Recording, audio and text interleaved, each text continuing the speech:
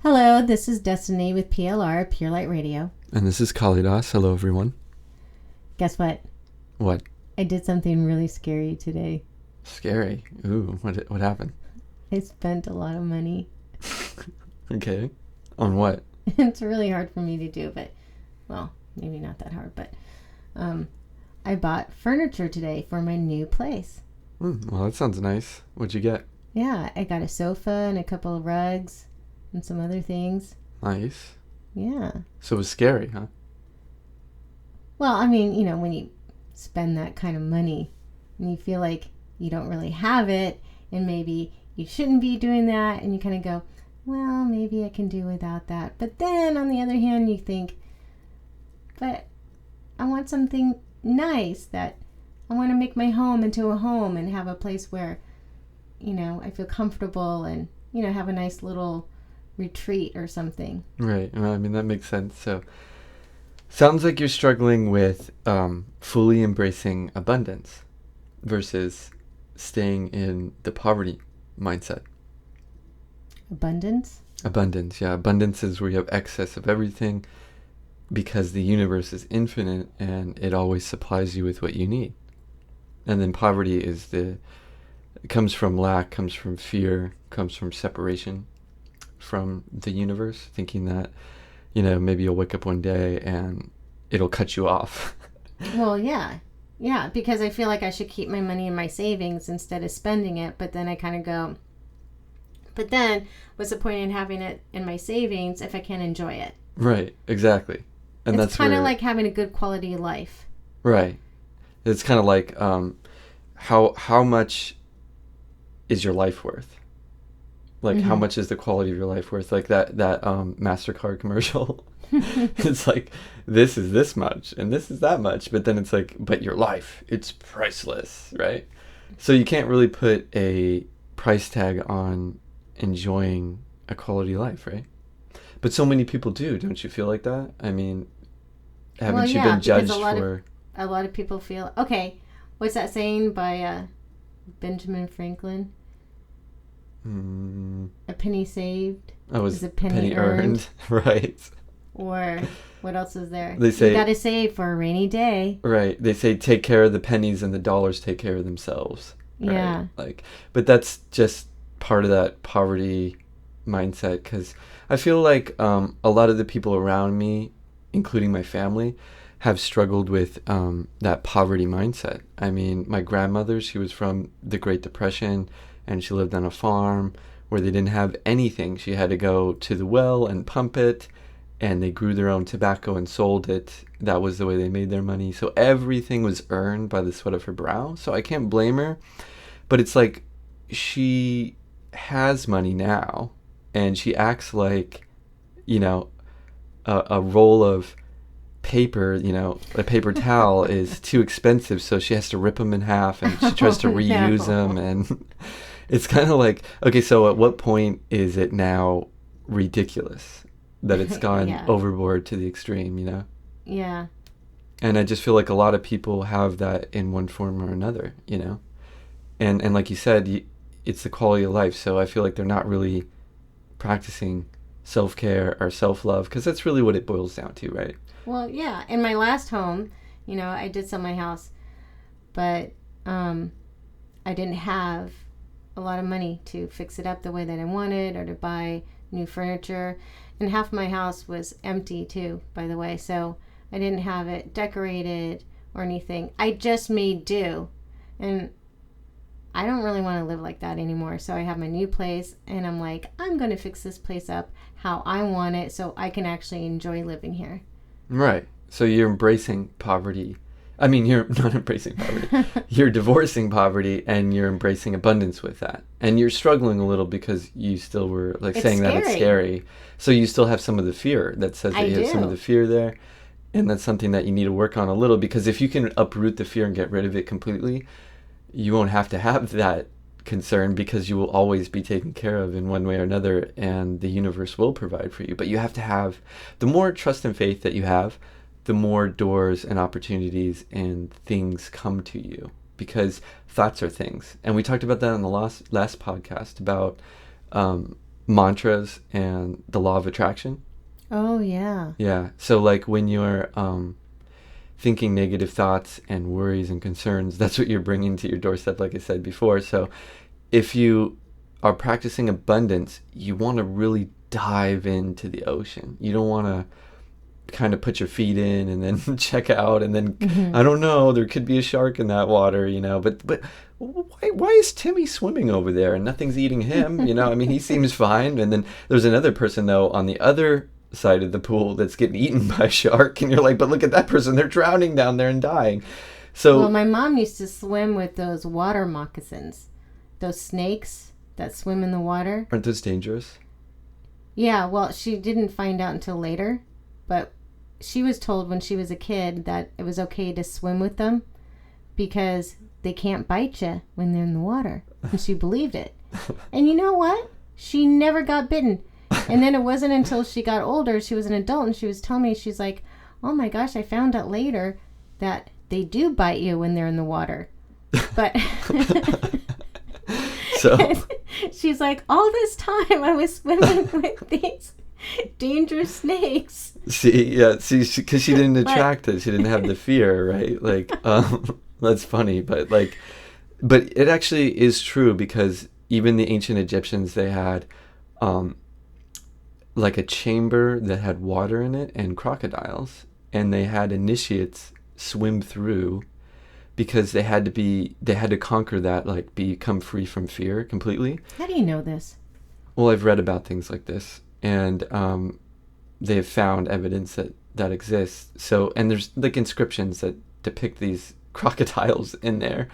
And so when they would do that, they would go through, and even if they didn't really do it, it's metaphysical or metaphorical. It's like symbolic.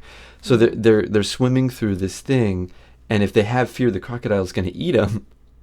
But the ones that make it through had no fear, and the crocodiles didn't attack them. Just like a dog will attack you if you have fear, and they sniff out the fear, but if you don't, they'll leave you alone, right? So that's kind of like the same concept with this. But what I'm basically referring to is if you're struggling to release the fear, it's going to inhibit the abundance, and then you can even compound the fear even more, because you'll go out on a limb and then you fall. And then you're like, see, I went out and I trusted and I believed, but you didn't really all the way because you had these doubts, and then you fell down. And then when you fell down, you're like, oh, now it's even reinforcing the fear that I shouldn't do that. I knew I shouldn't do that because I didn't have the money. And see, you're saying that to yourself. You're still saying, even at the very first part of your story, you said, it was scary because I was spending money that you felt you didn't have. And what did we talk about in the last podcast about? It's all about how you feel. That's right. Right? You got to feel like $1 million. And when you have that, and you got to feel like you're being provided for. And as long as you have that, but you have to constantly be in that state. You got to work on cultivating that vibration. So now what do I do now? So I've now, already purchased it. Which is good. Okay, yeah. So it's a good thing. Okay. So you've already purchased it. So there's not really much worse that could happen besides trying to return it and spending more on shipping, turning it back. So why don't you just sit back and enjoy the new furniture that's coming to your house. And when you look at it, you can have that as your affirmation to your subconscious mind that this is something that you got for yourself that makes you feel good. I do feel like that. And it gives the symbol to your mind, your subconscious mind, that you are worth it. Oh, thank you. I feel better now. Yeah. So every time you see the couch or you see what you got, just embrace it and say, see, look at all the abundance around me, and I'm worth it. And this, I will. I'm just worried though too, like friends will come over and be judging me. You know how they shame you? You shouldn't be spending that money because you don't have it. You're just a single mom. Yeah, but they're in poverty mindset. In some form, they're projecting their poverty mindset on you, and since they live in that, it's part of their own complex, and some people get so attached, so addicted to being in the poverty mindset that they'll even go out of their way to make someone else feel bad for something that they would feel bad for doing for themselves, but it's because they lack self-love. I've had friends get on to me and make me feel bad about buying a cup of coffee from Coffee Bean. That's ridiculous. But it's true. But why would they do that? And you know what? That happened to my other girlfriend too, who was also a divorced mom. Okay. Single mom, okay, who was struggling. And her and we would go meet at Coffee Bean periodically, you know. And it was so funny because she was telling me the story how some of her friends will get onto her about buying a cappuccino because they're pretty expensive. Right. They're over, they're like $3, $4 or whatever it is. Right, it adds up. Right. Yeah. And she was telling me how she had a couple of friends telling her, well, you shouldn't be buying this coffee because, if you add it up at the end of the month, you're spending like hundreds of dollars now.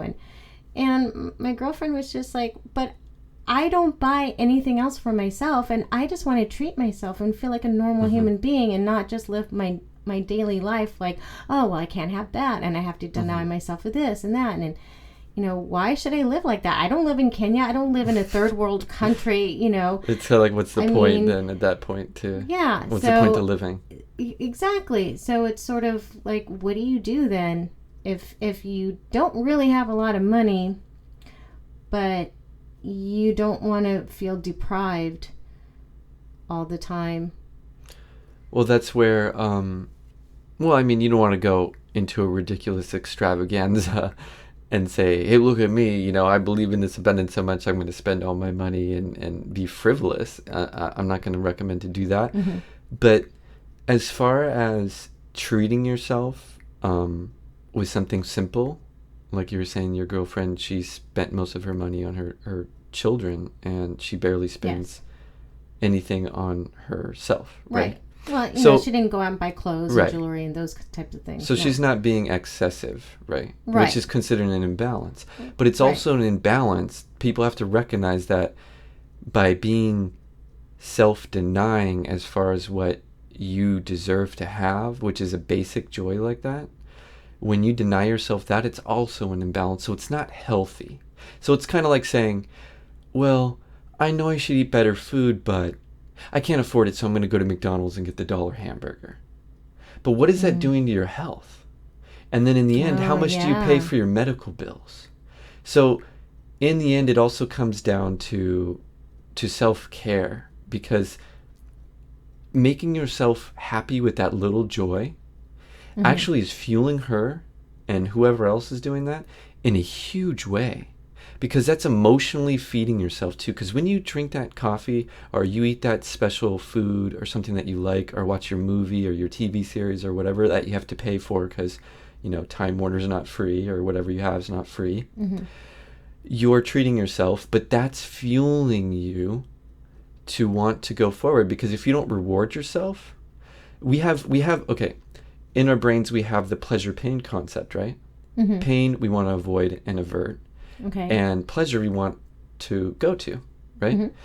And so if you never reward yourself, you can become depressed, and you can feel like, what's the point of living? So I don't really want to do anything, and you'll lose motivation and hope, and it won't fuel you to take care of your kids, to go out and do what you need to do and fulfill your obligations, or really live life and be alive. I mean, we're alive. That's what the point is, and when it gets to that point, there's no reason to suffer like that. It's basically self-inflicting suffering, and that's a really basically masochistic thing to do, I guess.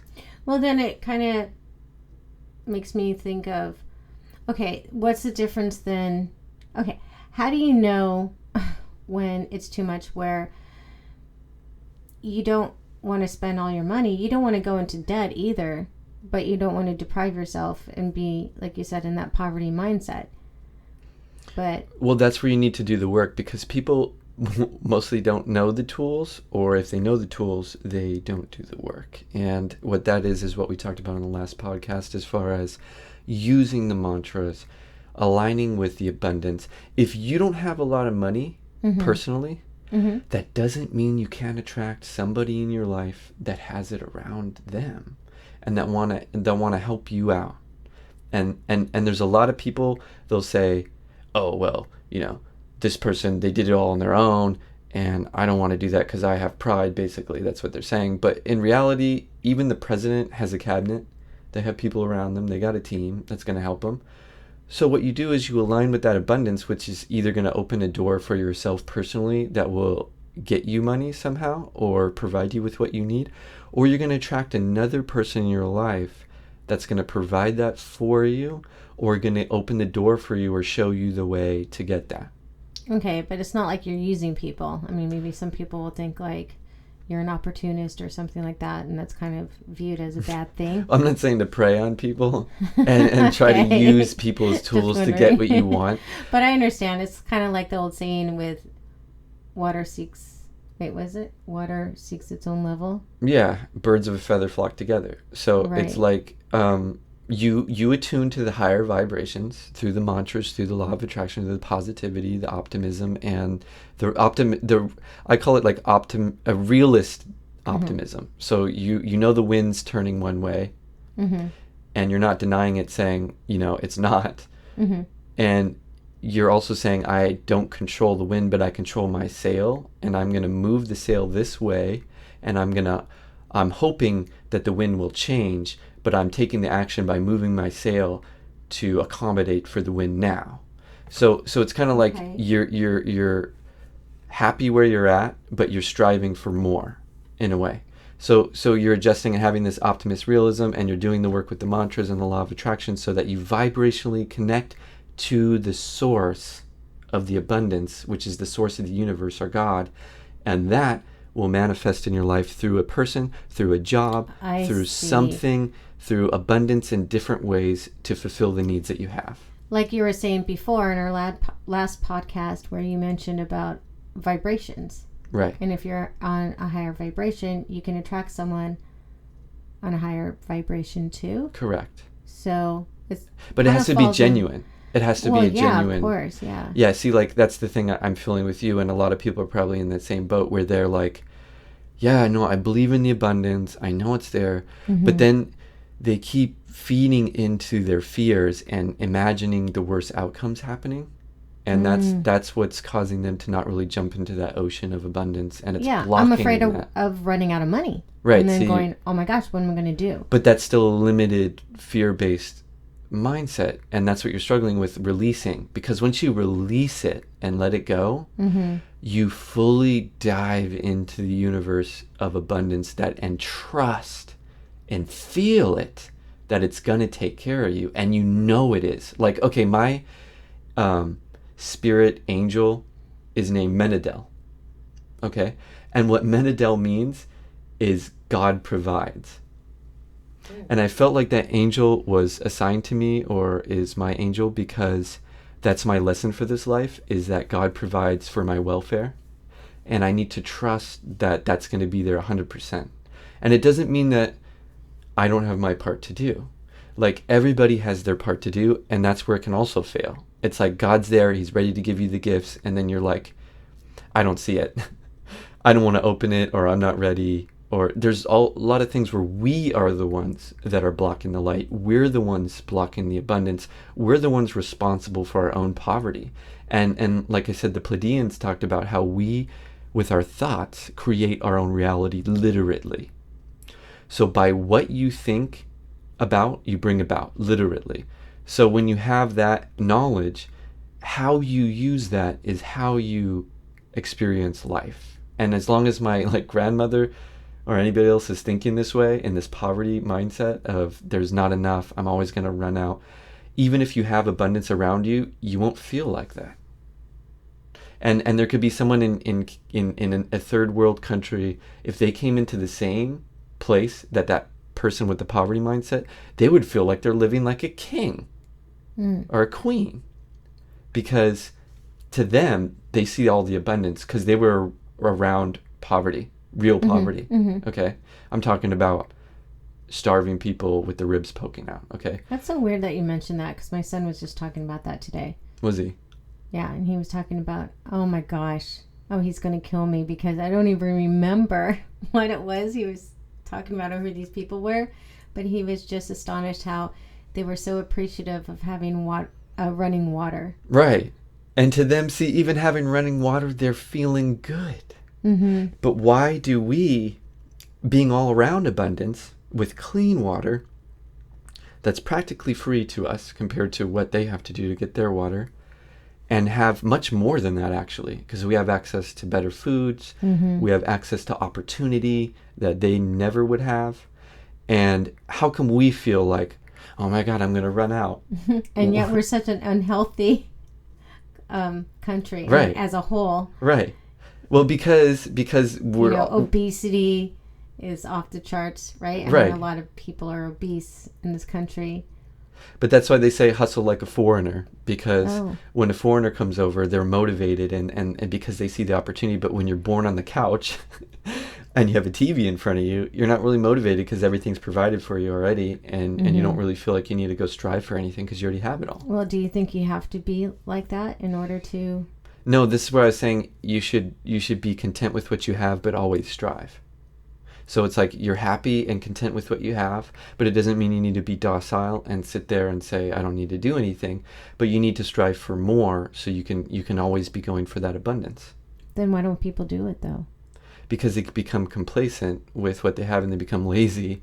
To be honest, they get lazy. They don't want to do the work. Nobody wants to work. Mm-hmm. And that's the problem with this generation, honestly, is that the old generation did a lot of work in the 80s, and even though they had their faults and they screwed up a lot of things with the environment and the political aspect and the male-female imbalance and the workplace and politics and everything else, pollution, etc. But they worked. They had a work ethic. My parents had a work ethic. Your parents had a work ethic that this generation, they would laugh at. These children today. They would say, you are all spoiled because of what they did to get their money. The people today don't want to do the work. And that's the same with these affirmations and the mantras. They're so simple. They're so simple, people, compared to going and sweating your brow off like your parents' generation did, that didn't have this knowledge. And now you have the tools and the knowledge to do it, and you still want to sit on YouTube all day? You still want to just sit down and watch TV and not go out and do anything? That's the problem, because you need to do the mantras, you need to do the affirmations, you need to embrace it, and you need to do the work of not only doing that, but when you have a negative thought. When I was in India, they said you need to be like the CIA. And then Shukracharya, the guru, said not like, okay, what's around me in like the Scotland Yard, but the CIA vigilant internally. When a negative thought creeps in, you need to get it out like that. You need to just get it out of your mind. You need to be like an elk or a gazelle, so aware of your surroundings, so aware that your mind has a tendency to go negative, because it does. You need to do the work to be positive. That is the truth. So if you just sit and be idle and let your life go wherever, with your mind just going wherever it wants, wandering, it's going to go negative, because all the stuff around you is feeding into the negative fear. Because advertisers use fear. The world is run off of fear to control people. It's in a control frequency of fear. But when you're in love and trust, you don't have that fear. You don't have that worries, those concerns. And when those are all gone, the abundance can come to you and can reach you. And let me give you one little example of a literal vibrational concept of that. So Babaji, which is a great high yogi in India, would teach people in very interesting ways. And one of the ways he taught people was this. There was a river. Okay, there was a river there that got really strong. The Ganges River got really strong at a certain point, right? And at this point it's a rapid, and the people are trying to cross. People are trying to cross over the river, and they're all afraid because it's going so hardcore. They're worried about drowning or dying or whatever. And so Babaji's taking people across. He's swimming across with people, and he's a pretty big guy right now. So, and because he would shapeshift at certain times, and at this point he's kind of bigger, and so everyone feels secure going with Babaji. And so there's this one lady, and she's writing her experience in this book about it. And so she is crossing with Babaji, and halfway across the river, she gets scared because of how fast the rapids were. And immediately when she had the fear, he let her go. And she floated down the river, and everybody was like, oh my God, and they all jumped in to save her, and they saved her and everything. And when she got on the other side, she was breathing heavy and she recovered and everything, worried for her life. But when she wrote the story, what she got out of it was, the message was that you cannot be close to God when you're in fear. And so since she was next to Babaji, which is like God on earth, he let her go immediately when she was in fear. So that's why you're not in God's protection, and he's not going to carry you across the rapids of life if you're in fear. Because fear, there's no fear in love, and there's no love in fear. They're the opposite spectrums. So when you're in fear, you're far from love, and he cannot reach you. The universe cannot reach you. The love that is from Source cannot reach you. It's going to knock on your door, but if you're too afraid to open it, what can Source do? The universe can't provide what you need. Mm-hmm. So you gotta be open to receive the gifts. If you're gonna doubt something that's painful. Doubt something that hurts. Don't doubt the blessings. Don't doubt the gifts that the universe has to give you. And that's what most people do. They do the opposite. They're doubting, oh, I'll never have that. I'll never get what I want. I'm going to run out and blah, blah, blah, blah, blah. And you keep feeding that to your subconscious mind. And guess what? The subconscious says, okay. Okay, then. That's what you want. Okay, that's what's going to happen. And I'll create those circumstances for that to happen because that's what you want to happen, right? Because whatever visual imagery you give your subconscious, your mind tries to do it for you. Whether you want to be healthy and you visualize your body being healthy, it'll try to do that and free the sickness. But if you visualize yourself being sick and you always feel like, oh, I'm a weak person, I always get sick, then you are. It's the placebo effect. There's a nocebo effect where it's the opposite, but the placebo effect is the positive state of your mind. But nocebo is the negative. So they've also proven that when you think negatively, you're weaker. Okay. So, but then how do you get out of that mindset when you're going to work every day, you work really hard and you don't make any more money and things are going up all the time? Your wages don't go up, but the cost of food, the cost of gas and everything else does. Then how can you not be afraid of if you don't have enough money to pay your rent that month? Well, one, it's your deep-seated beliefs like I talked about last time, and you have to address those things. Mm-hmm. Or you can use the mantras, like I said. But also having the knowledge. I used your mantras today. Oh, you did? And see, you went out and bought some furniture. Well, actually, it was after. I was on the phone with the insurance company. Okay. And I was just trying to upgrade my health insurance. Uh-huh. So, of course, they had to put me on hold. And so I was doing the mantra. Nice. I didn't remember it, though. Uh-huh. The Om. Oh, yeah, the Om Namah Shivaya. Yeah. But I still said it. Like, I had that little tune that you had. Yeah. The vibration was there. Did it help? Yeah. Okay, good.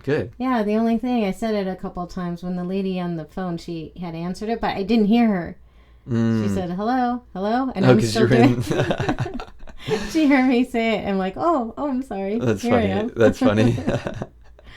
So when you know that the vibrational frequency that you're emanating mm-hmm. is going to be matched with something outside of you, right? Mm-hmm. You just have to take care of that. And if you're going to worry about anything, worry mm-hmm. about worrying, because it's going to make your vibrational frequency a match to worry, and it'll create that in your life, that lack. So you want to deal with your deep-seated beliefs about abundance and lack and those type of things. And the way to deal with those beliefs are to address them in your mind. Speak to your subconscious mind. Say, you know what? I'm not going to run out of money because I'm connected to my infinite source of supply. And how can I when I'm connected to the infinite? And it'll manifest in my life when I need it. Whenever I need it, it will be there. Okay. And you keep feeding your subconscious mind these seeds, and instead of these fear-based seeds manifesting and growing, you're watering your abundance garden. You have to be a farmer. You have to weed out the negative seeds, Nice. pull them out of your mind, and you got to plant in the place of that the abundance. And also, not just plant it, but keep the environment healthy for the seeds. So you maintain the watering cycle and all the light that they need. But you have to feed your subconscious mind the affirmations and the abundance and the positivity, and talk to yourself and affirm to yourself that this is a vibration. And keep your vibration high, like we talked about last time, raising your frequency, raising your vibration from depression to anger to joy. Okay? You want to stay in the joy. Look at the little small things that are great in your life, even if you have little. And from that little bit, like a bucket filling with drops of water, will become full. And when you're full, your life will be full. And you'll have everything around you that you've ever desired. But so the first rule of magic is you have to master banishing. And what is mastering banishing? What is banishing? It's getting rid of, it's releasing, it's blanking, it's becoming like darkness or black, just getting rid of everything. But how do you do that in the real world when, you are out there, you're trying to make a living, you got all these problems, you got your kids, you got so many responsibilities. I don't really understand how you can just think like that. Because you need to take control of your frequency. The only thing you can control is your mind and your emotions, because what you think about affects how you feel. Okay. And how you feel is affecting how you think. And I know on the outside, let's say, you feel like the bills are piling up and you have these obligations that you can barely meet, and you're neck deep in water and you feel like you're drowning, right? Mm-hmm. That is the time to take control over your mind and over your vibrational frequency, knowing that knowledge, and doing those affirmations hardcore, like every single day, and not letting up until you weather the storm. And when you come out of that storm, you'll have such a tremendous force, because when a ship goes down and sinks under the water, or any object goes down very fast into the deep water, it develops a counterforce from the pressure, and it can shoot out like a projectile. So if you go way deep into negativity of having all this stuff, drowning in debt, drowning in all these things, you can use that as a springboard to launch yourself out and keep going higher than you ever were before. So you can look at it as an opportunity to seek out the opposite. Mm-hmm. And that's another thing, is the flip side of the coin. So you see all this negative thing around you. Mm-hmm. What's the opposite of that? Abundance, having more than enough. So you have to imagine in your mind having more and feeling more, and start feeling that way, even though, like I said in the last podcast, you may be feeling like you're lying to yourself because you're saying, no, I don't have that. I don't have these things. But to transcend the poverty thinking, you have to assume control over your mind and take responsibility for your reality, that no one else dictates it. Because if you do not take over your mind and control what you feed it, you're giving your power away to someone else that's going to create the reality for you. Can you apply this to the lottery? I believe the lottery might not be completely, like, maybe it's fixed. I'm not going to say it's not, but Did there you have play been. the lottery? I did, but Did you play last week when? No, okay. no. But here's a funny thing, though. My cousin was playing, okay, and she was posting on there how she never wins anything in her life, and blah blah blah blah blah, and how no one's this is just, you have a better chance. Oh, this is what she posted on Facebook. You have a better chance of being eaten alive by a vending machine than winning the Powerball. But she said she still played anyway. But guess what? What? Her best friend. Her best friend's friend is an owner of a 7-Eleven, and their 7-Eleven gave away the winning ticket. And so she was freaking out about that. And then she was even commenting after the fact, saying, well, she was kinda close, and here, she's all, here I was saying that I'll never win anything, and the odds of winning it is like this vending machine thing. And then her friend's friend owns the 7-Eleven where the winning ticket was. given from. So she's like, oh my God, here I am saying this, and then that happens. Like, it's funny that happened, right? So, and then here, let me give you a story of my abundance. This has happened to me because I've struggled with poverty thinking because of how my family is. And my dad, he had a lot of money, but he kept his poverty thinking, and he lost a lot of money because of the poverty thinking. So keeping your money, see, it's not the money. It's the abundance poverty mindset that he had that got the money, but then he became poverty mindset and he lost it all. So it's all based on that. But here's my personal story. Yeah. Here's my personal story is my friend that I would pick up to take to work every day. Him and his girlfriend lived in an apartment, and I was over at his house, hanging out with them. And they wanted to go to the grocery store because they had to pick up some food. And he said, no problem. They're going to cook that night and we're all going to eat dinner. So I said, sure, let's go. So we went to Vaughn's and we were buying some stuff. And then, my buddy said he forgot his wallet at home. And he said, can I borrow some money? And I said, no problem. How much do you need? He said, it's like about $100. So I said, here's $100. And so they were buying the groceries. And then I noticed that there was a scratch-off lottery machine there. And so afterwards, I gave them the money. They bought the food. Did you play? Yeah, but this is what I told them, though. I said, okay, now look at this machine and close your eyes. Don't look at the pretty colors. I said, feel which one's the winning ticket. Okay, feel it. And my buddy just looked at the thing, and he's like, that one, that's the winning one. I said, no, you have to feel it. And he gets his, and then his girlfriend really did close her eyes and felt it. And she picks hers, and I pick mine. And so we're all scratching him off. And of course his doesn't win because he used his eyeballs. and what you see is not what you get. And so she intuitively felt it, and her ticket won $100. And my ticket, I bought two, and one won $2 and one won a free ticket. So all in all, we bought the groceries and we walked out with money. So I said, and I told them that, I said, so this is abundance. You walk in to buy groceries and you walk out with more money than you walked in with. But, I like that. But another person. Did you do it again though? I have done it again. I've successfully repeated it a few times, and I've also failed because I wasn't in that mindset and I had the doubt and the fear, and that can happen. That's why I said another person could try the same thing, but they're just shooting in the dark. But the only reason that we got the winning ticket that time, which the odds were against us, was because we were connected with that abundance frequency. And I had it, and my buddy's girlfriend had it. I think I have it, but I struggle with the switching on and off like you are. I'm at the point where I'm starting to fully embrace it again, because remember I shared my story last time about actually doing the affirmations, and I got this vending machine business, and I really had all these opportunities open up for me because I was aligned with it.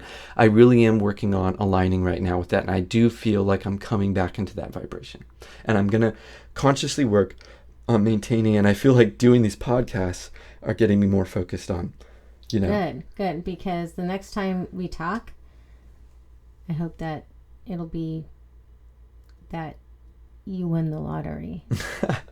Well, actually, my spirit guides have said that I will not win the lottery, so I've stopped, because my path, as it's written, is I'm supposed to come from nothing and then to develop something, which develops a pathway, and it helps people, give them hope. They won't say, oh, well, you won the lottery, like you're just lucky. What about me, the guy that, didn't have that opportunity? How do I manifest abundance? But my life is supposed to show you that you can create all these different pathways in your life to have abundance come to you without winning the lottery. You don't need to win the lottery to have that happen.